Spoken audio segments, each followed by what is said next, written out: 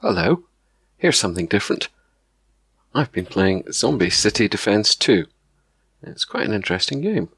It's hard to say exactly what it is. I suppose they're pitching it as somewhat between a tower defense game and an RTS, real-time strategy game. And it very much is. I'm a bit of a sucker for pretty games, and it very much reminds me of DEF CON, if you ever played that. It's a bit like what's chucking nuclear missiles and things around, based a little bit on the War Games film.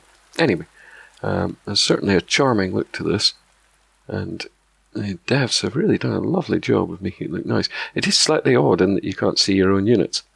However, it is what I call a one-handed game, which isn't as bad as it sounds. I just mean that you can play it with one hand. I just use the mouse. And I'm always interested in games like that because sometimes I want to just sort of kick back and relax and not have to be frantically pounding the keyboard. And yeah, you can do everything in this game from just the mouse. It is a little odd seeing your units in that you can't see them at all. You see buildings and you see markers where they are, but you don't actually see anyone.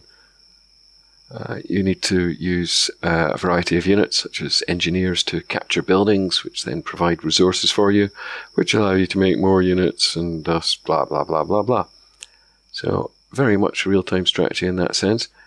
Green buildings are ones that I control. Red buildings, like the ones in the background here, are controlled by enemy, well, zombies, I guess?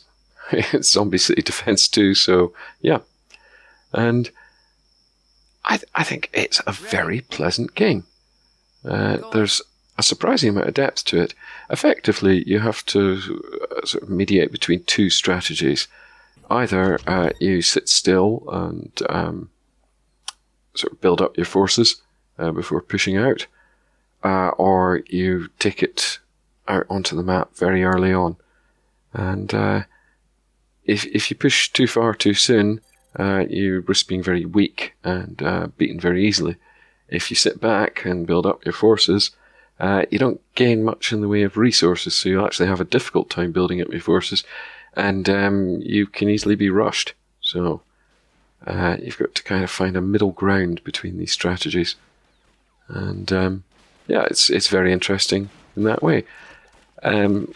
Effectively, it's a surprisingly deep casual game. I don't really want to say casual, but in that you can play it all with just the mouse. I would guess that my playing of it is likely to be somewhat casual in manner, but it's perhaps a good game for playing while you're watching a film, a not very good film, in the background.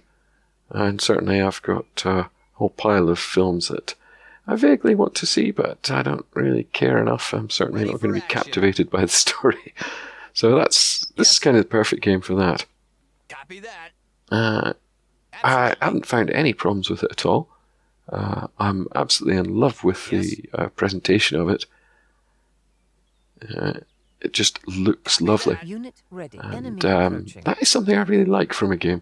I don't want the most impressive graphics in the world. I don't care if you manage to create UV maps for your textures or whatever. I very much enjoy distinctive and suitable graphics. So this one's rather jolly. I was trying a little experiment here to see if I could actually use that tower to snipe from a distance. Here I'm on another level. There are all kinds of little challenges. You might see these little thermometer things in yellow floating around, suggesting sort of hotspots. Troops that are outdoors will have difficulty. They're likely to get hurt. Each level can be played at on 3 different settings. I think there's casual, master, and impossible, or whatever. And it's actually quite hard. I failed the first mission on my first try. I got it the second time around, but that was quite hard. I think on this one I'm just playing on casual, which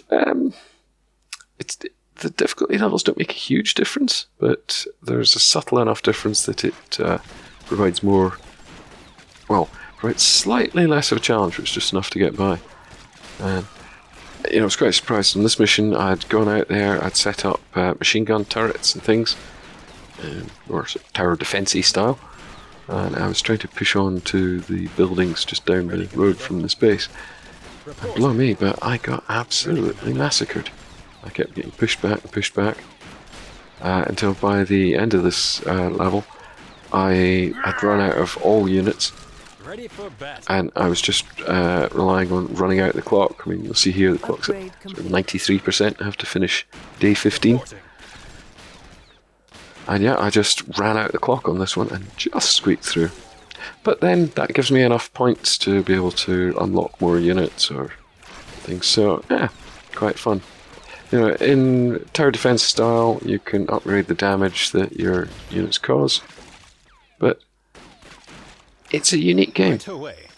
I think, yes, I would highly recommend it. It's one I'm going to be playing off and on for years to come.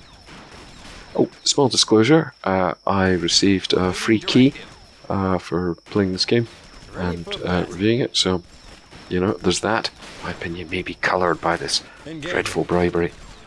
But no, I genuinely enjoyed it, I like it, and I recommend it. I think it's coming out on the 19th of August. More details in the description below. Thanks again, chaps. Ta-ra.